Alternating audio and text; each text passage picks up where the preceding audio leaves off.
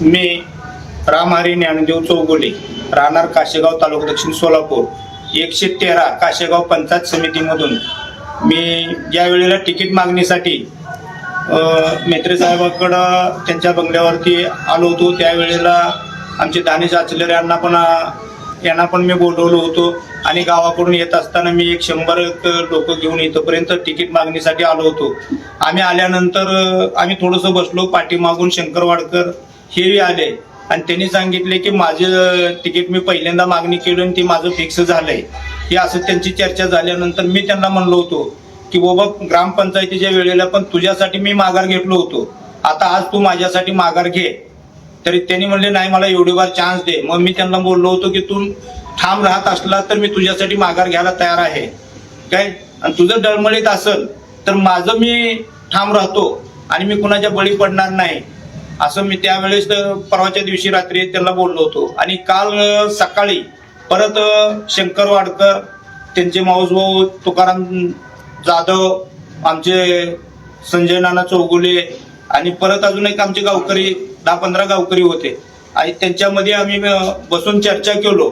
आणि त्यावेळी सुद्धा त्याला मी 2-4 वेळा हाच प्रश्न विचारत होतो आणि मी त्याला सांगितलं होतं माझी तयारी, मी स्वतः 10 लाख रुपये खर्चून पंचायत समितीसाठी उमेदवारी लढवणार आहे. येतोपर्यंत मी त्याला चर्चा केली, तरी सुद्धा त्यानं म्हणला की नाही, तुम्ही काही जरी झालं तरी यावेळेस माघार माझ्यासाठी घ्या, माझे दोन्ही चान्स गेलेत, गेल्या वेळेस माझं असं या पद्धतीने मी पडलोय आणि आता मला ते कुठेतरी चान्स मिळतोय म्हणल्यावर माझ्यासाठी तुम्ही माघार घ्या. म्हणल्यानंतर मी त्याला सांगितलं की बाबा तू जर ठाम राहत असशील तर मी आता ह्या घडीला पण तुला माघार घेण्यासाठी शब्द देतोय. ही एवढी चर्चा आमची काल गावात झाली. आणि काल दुपारी परत मग अण्णांचं मला फोन आलं की आप्पा तुमचं कसं झालं, काय तुमचं समिट झालं का.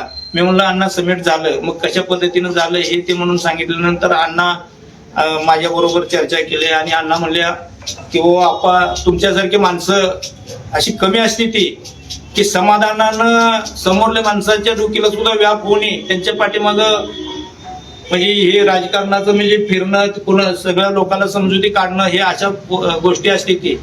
आणि तुमच्यासारख्या माणसानं एका गोष्टीत लगेचच निर्णय घेऊन आम्हाला त्या माणसाची उमेदवारी राहू द्या म्हणून सांगितलात. तुमच्यासारखी माणसं कमी. अण्णाबरोबर माझी ही चर्चा काल दुपारी झाली आणि रात्री परत मग अण्णा तुमची मीटिंग होती, पण त्यांनी आम्हाला मीटिंगला पण बोलवलं नाही काय, किंवा आम्हाला बोरामणीला जायचं हे पण आम्हाला सांगितलं नाही. मग आम्ही तुमच्या बरोबर राहणारी माणसं होतो आणि मग नंतर हे तुमच्या चर्चा झाल्या. आणि आज सकाळी मग परत मुलाला मी म्हणलं की बाबा शनिवार सुट्टी आहे, रविवार सुट्टी आहे आणि सोमवारी पण सुट्टी आहे 26 जानेवारी. मग 27 तारखेला परत गर्दी होती आहे आणि त्या गर्दीत जाण्यापेक्षा का आज आपण जाऊ आणि फॉर्म काढून घेऊन येऊ. म्हणल्यानंतर आम्ही गेलो आणि फॉर्म काढायचा म्हणल्यानंतर ते सगळ्यांचं चेहरा हसरं होतं, पण जोपर्यंत माझा फॉर्म होता तोपर्यंत त्यांचे चेहरे असे केवेलवाने झालेले होते काय. मग नंतर माझा फॉर्म काढल्यानंतर शंकर वाडकरने फॉर्म काढलाय की त्यानं जो त्याचा प्लॅन होता तो प्लॅन माझा फॉर्म काढल्याशिवाय सक्सेस होत नव्हता, त्याला पैसे मिळत नव्हते. तोपर्यंत त्यानं वाट बघितला आणि माझा फॉर्म काढल्यानंतर त्यानं पैसे घेऊन फॉर्म काढलाय.